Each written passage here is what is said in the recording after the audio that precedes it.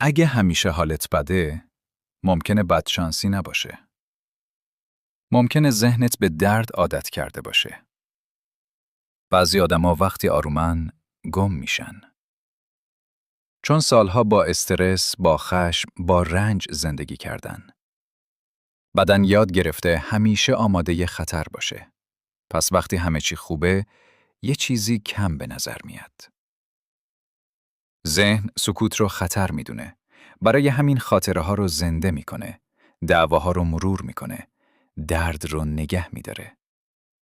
نه چون ضعیفه، چون داره سعی میکنه تو رو زنده نگه داره. اما اینجاست که انتخاب شروع میشه. یا با درد آشنا زندگی کنی، یا آرامشی رو انتخاب کنی که اولش غریب است. ذهن تو دشمنت نیست، ولی رهبر هم نیست. تو باید فرمان رو پس بگیری. چون در نهایت فقط یک نبرد وجود داره. تو در مقابل خودت.